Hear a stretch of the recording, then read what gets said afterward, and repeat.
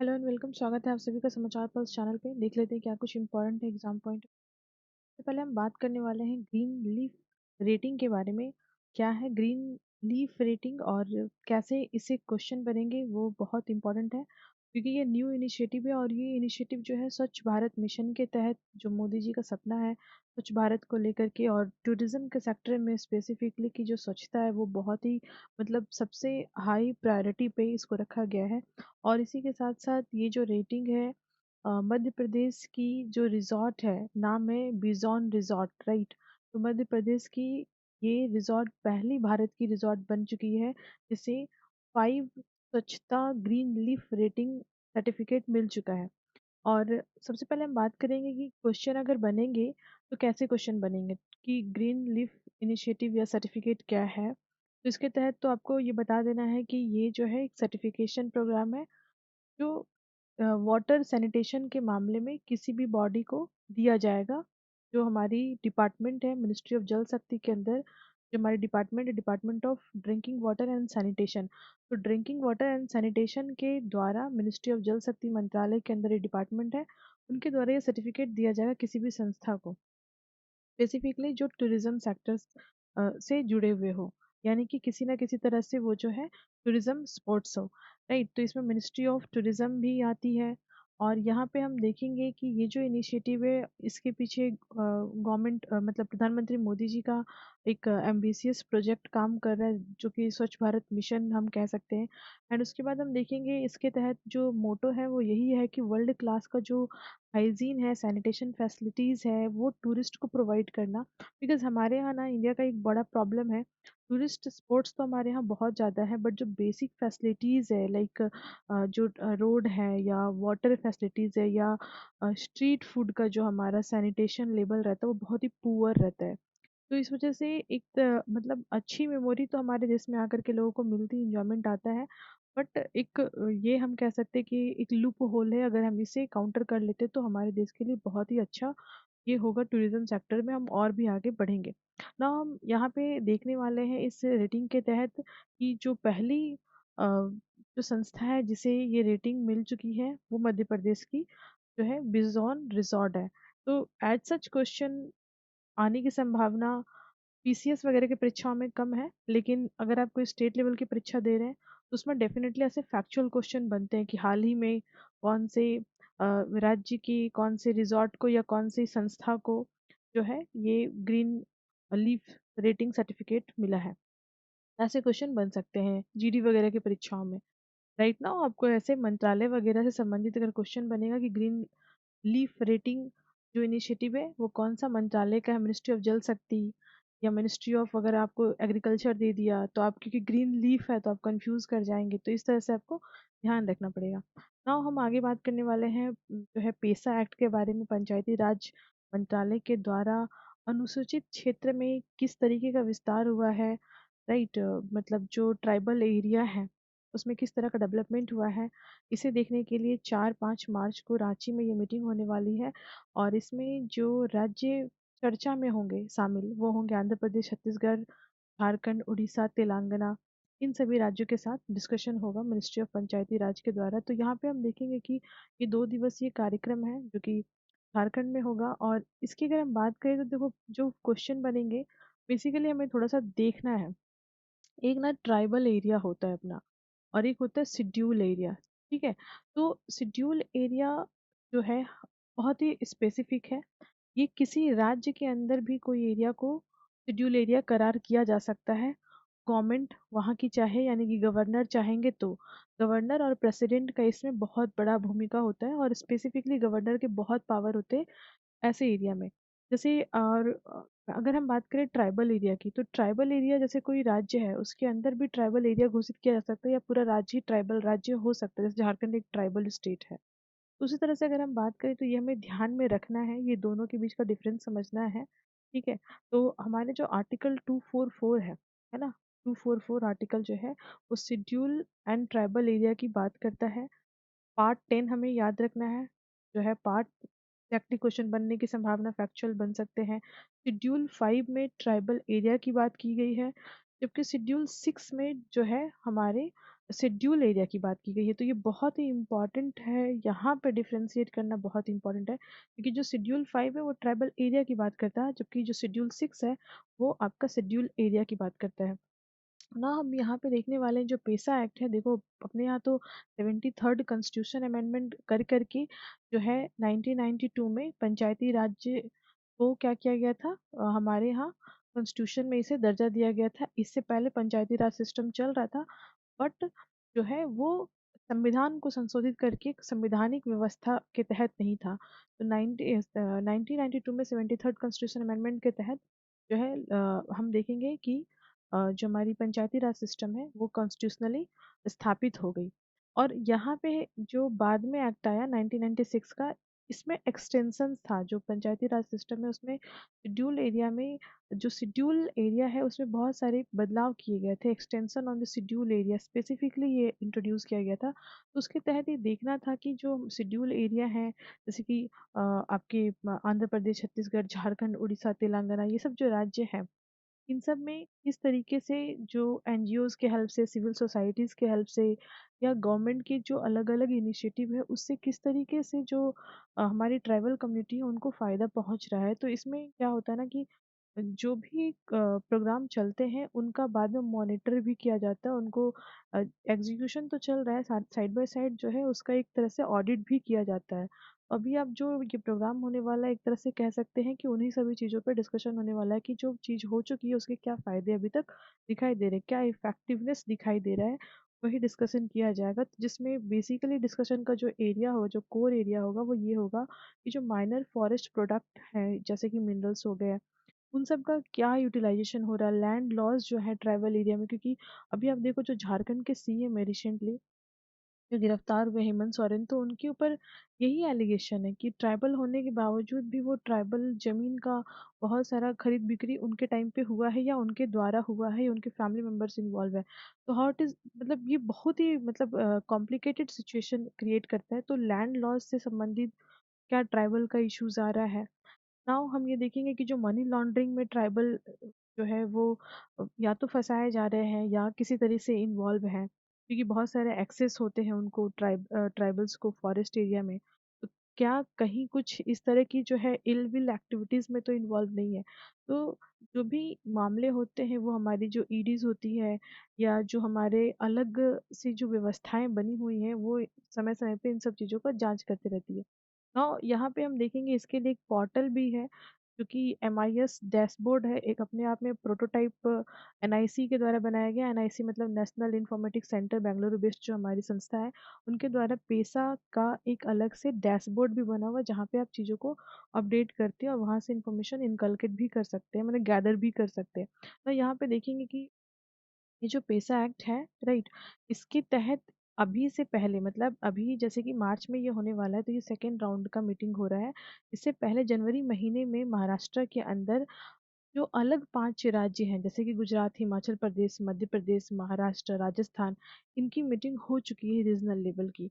और जो बाद के 5 राज्य हैं, क्योंकि 10 हमारे ऐसे राज्य हैं जो ट्राइबल स्टेट हैं, तो ट्राइबल स्टेट में फर्स्ट राउंड में 5 राज्यों की मीटिंग हो चुकी है, एंड सेकेंड जो मीटिंग है वो अभी रिसेंट हो रही है।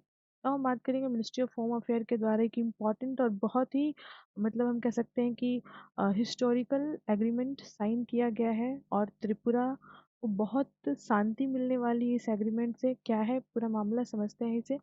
एक्चुअली में ये एक ट्रिपार्टी एग्रीमेंट है। जब नाम में ट्रिपार्टी तो हमें समझ में आ गया कि यहाँ पे 3 अलग अलग जो है इंस्टीट्यूशन काम करेंगी, 3 अलग अलग संस्थाओं के बीच में कोई एग्रीमेंट हुआ है।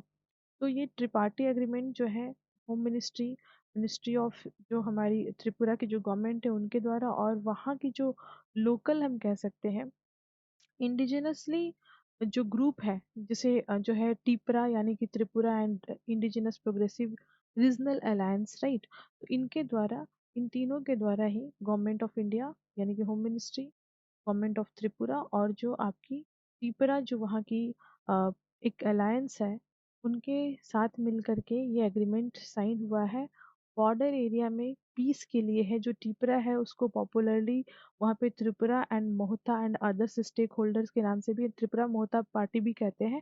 तो एक अलग से ग्रुप है जो वहाँ पे रीजनल लेवल पे बहुत ही एक्टिवली गवर्नमेंट के साथ कोलैबोरेट करती है, लेकिन गवर्नमेंट और उनका एजेंडा बिल्कुल अलग होता है। तो भी ये पीस एक तरह से एकॉर्ड आप कह सकते हो, जिससे बॉर्डर एरिया में शांति आएगी, क्योंकि त्रिपुरा बहुत ही ज़्यादा बांग्लादेश के साथ आप तीन तरफ से घिरा हुआ है ये। तो बॉर्डर एरिया में काफ़ी डिस्प्यूट्स हैं, क्योंकि इंटरनेशनल बॉर्डर शेयर करता है। और उसके बाद ये इंसर्जेंट्स ग्रुप जो है वहाँ की जो पीस है उसको बहुत ही ज़्यादा डिस्टेबलाइज करके रखे थे। तो अभी यहाँ पे आप देखोगे कि ये जो साइन हुआ है एग्रीमेंट, इसके तहत वहाँ पे लैंड रिफॉर्म हो सकेगा। वहाँ के जो लोग हैं, जो वहाँ के रीजनल लोग हैं, नेटिव्स जो पीपल हैं, उनकी जो कल्चर है, उनके जो राइट्स हैं, उनका जो लैंग्वेज है और उनका जो डेवलपमेंट रुका हुआ था, वो अब धीरे धीरे क्या हो पाएगा, काम कर पाएगा एक्टिव तौर पे। वो मेन स्ट्रीम से जुड़ पाएंगे। काफ़ी ज़्यादा सिचुएशन वहाँ पे ख़राब थी, बहुत सारे नॉर्म्स, बहुत सारे एक्ट वहाँ पे एक साथ काम कर रहे थे, जिसके तहत जो है ना डेवलपमेंट का काम रुक जाता है। जब किसी एरिया में बहुत ज़्यादा सिक्योरिटी फोर्सेस का यूज़ होता है, तो बहुत सारे डेवलपमेंट प्रोजेक्ट रुक जाते हैं, लोगों की लाइफ जो है एक्सपॉइल होनी शुरू हो जाती है। तो यहाँ पे हम देखेंगे रिसेंटली क्या क्या त्रिपुरा में अभी तक हो चुका है एग्रीमेंट। तो देखो, ब्रू रेंज एग्रीमेंट जिसे बोलते हैं, या जो है बॉर्डर एग्रीमेंट जिसे बोलते हैं, अभी तक देखो 2019 में एग्रीमेंट हुआ था। एसडी एग्रीमेंट यानी कि एनएलएफटी एग्रीमेंट हुआ था। 2020 में ब्रू एंड बोडो एग्रीमेंट हुआ था।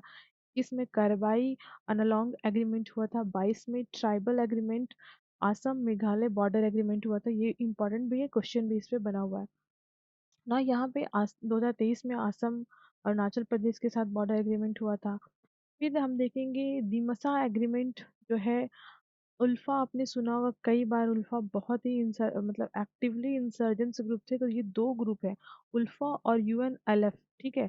तो अनलफ अनलफ और उल्फा, ठीक है, ऐसे लोकली बोला जाता था, बट यू शुड नो कि ये दो अलग अलग जो है एथनिक ग्रुप हैं, जिनकी अलग अलग एजेंडे हैं। कोई प्रो इंडिया था, कोई एंटी इंडिया था।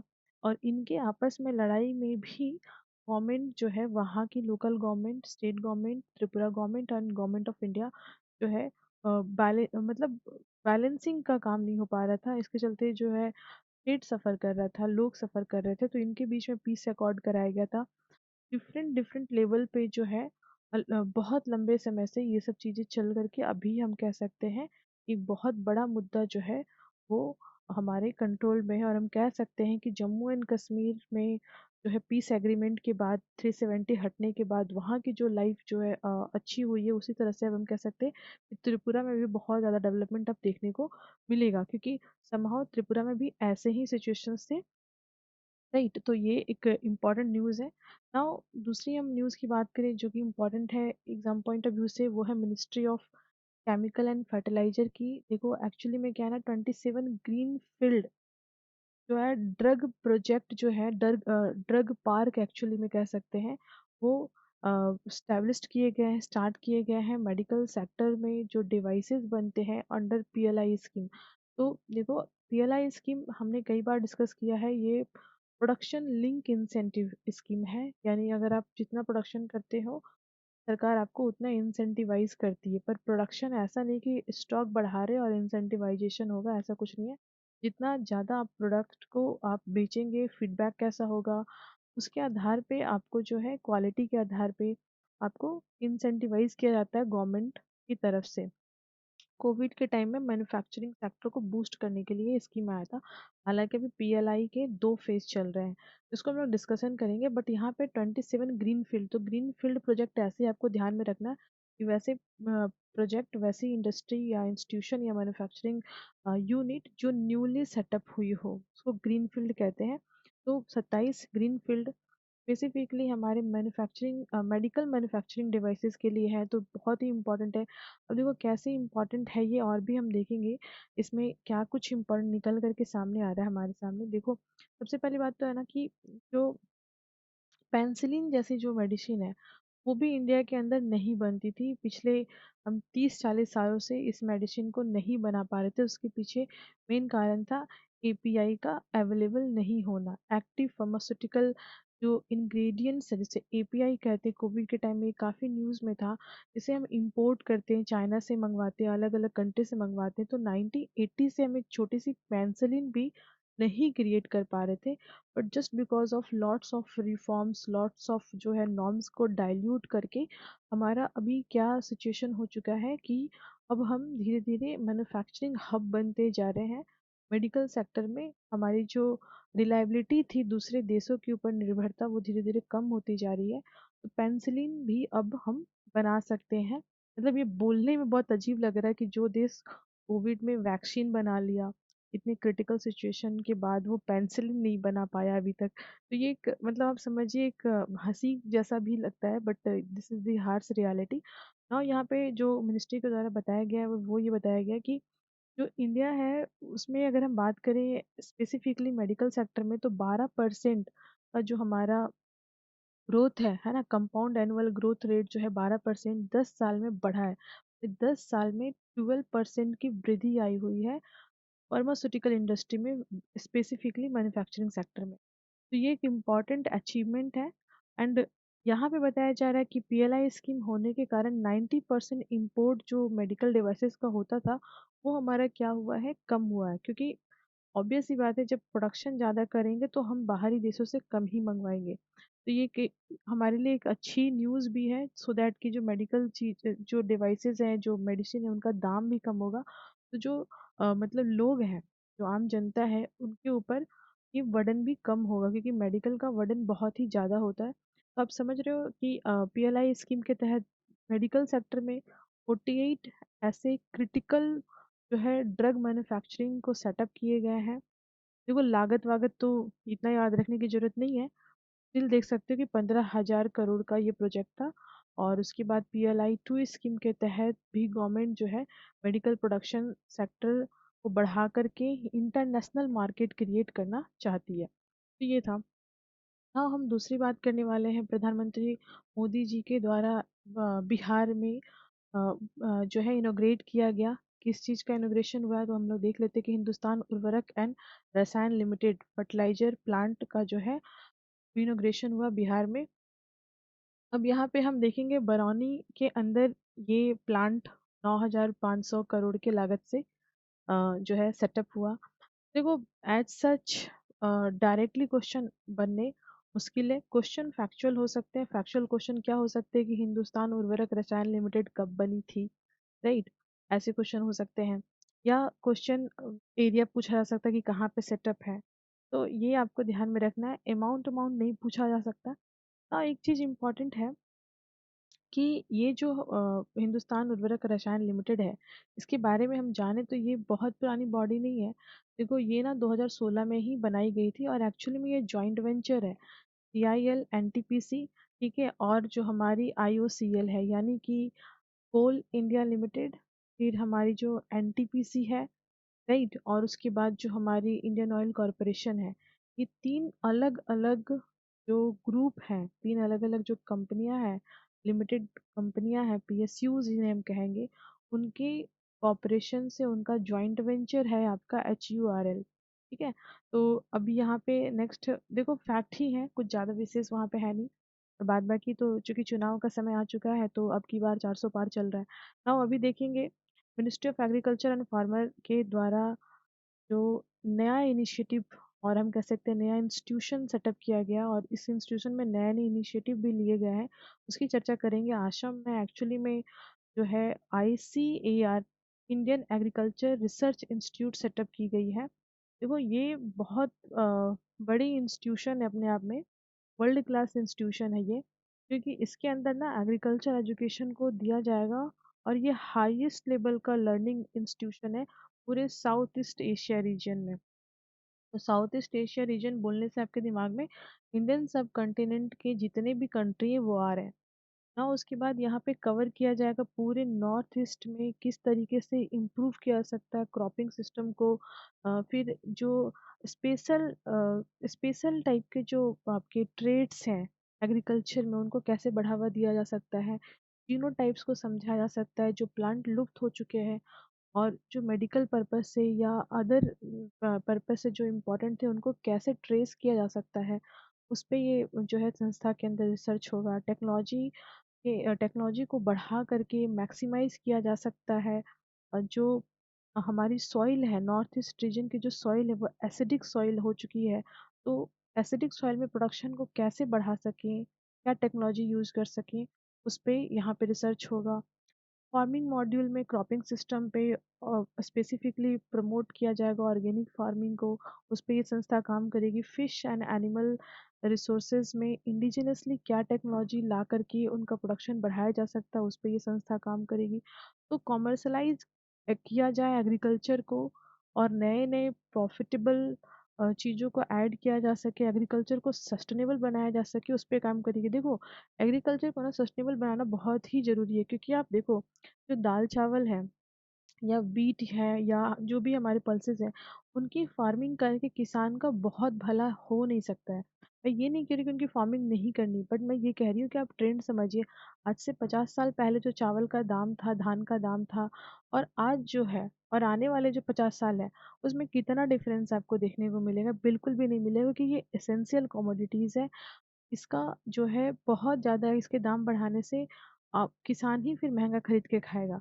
तो एज सच इसकी एग्रीकल्चर तो ज़रूरी है, और इस पे गवर्नमेंट से लेकर के अलग अलग संस्थाओं को भी, जो फार्मर है उनका हेल्प करना है। बट अपार्ट फ्रॉम दैट, अगर आपको किसान को रिच बनाना है, तो जो एग्रीकल्चर सेक्टर है उसमें नए नए जो इनिशिएटिव है, इनोवेटिव तरीके हैं, उन्हें ऐड ऑन करना पड़ेगा, सो दैट कि एग्रीकल्चर का अलग से कॉमर्शलाइजेशन करके, राइट। मैं ये नहीं कह रही हूँ कि सिर्फ एग्रीकल्चर में सिर्फ कॉमर्शलाइजेशन करके वहाँ पे इनकम बढ़ाना है।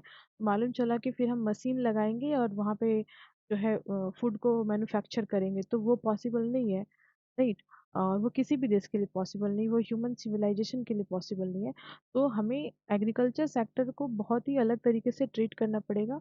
जो बेसिक नीड है हमारी, उसके लिए हमें अलग वर्क करना पड़ेगा, और जो हमारे फार्मर है उनको एम्पावर करने के लिए उन्हें अलग तरीके से ट्रीट करना पड़ेगा, उन्हें अलग तरीके से चीज़ों को सिखाना पड़ेगा, नए इनिशिएटिव लेने पड़ेंगे।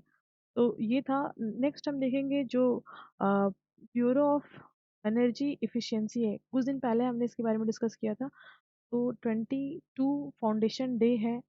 देखो, 2001 में ना एनर्जी कंजर्वेशन एक्ट के तहत, 2001 में एनर्जी कंजर्वेशन एक्ट के तहत इस बॉडी का निर्माण हुआ था। 2002 में ये बॉडी बन के तैयार हो गई थी। बॉडी काम क्या करती है? एनर्जी एफिशिएंसी की बात हो रही है, तो ये ना एक तरह से लेबलिंग का काम करती है, एक तरह से रेटिंग का काम करती है। जो भी बिल्डिंग बनते हैं उनकी ये रेटिंग प्रोवाइड करने वाली संस्था है।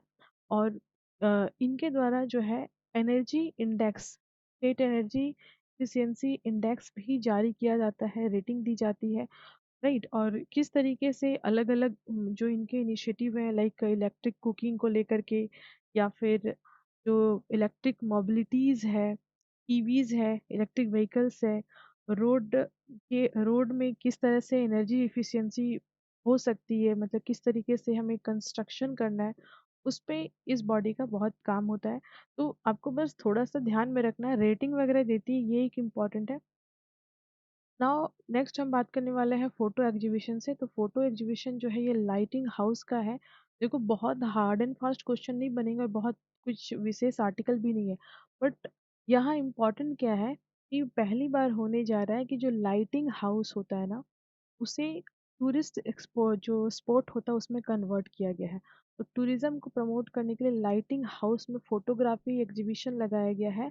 और कितने दिनों तक लग रहा मैटर नहीं करता, बट ये मैटर ये है कि अब ये एक नया कल्चर जो है इसे प्रमोट किया जा रहा है। इससे होगा क्या ना, इससे होगा क्या कि जो लोकल लोग हैं, जो लोकल ट्रेडर्स हैं, उन्हें फ़ायदा होगा, स्टेट की जो जीडीपी है उसमें ग्रोथ मिलेगा। और ये प्रधानमंत्री मोदी जी का इनिशिएटिव है, ठीक है। और ये कौन से मिनिस्ट्री के अंदर आ रहा है? देखो, ये एक्चुअली में ना जो मिनिस्ट्री है पोर्ट एंड शिपिंग की, पोर्ट शिपिंग एंड वाटरवे की ये मिनिस्ट्री है जो हमारी, उनके तहत ये लाइटिंग शो और ये फोटोग्राफी सेशन चल रहा है, और यहाँ पे टूरिज्म को बढ़ावा दिया जा रहा है। तो इससे एक लोकल इकोनॉमी जो है वो जनरेट होगी। तो this is all about the आज का news. Thank you, thanks for watching.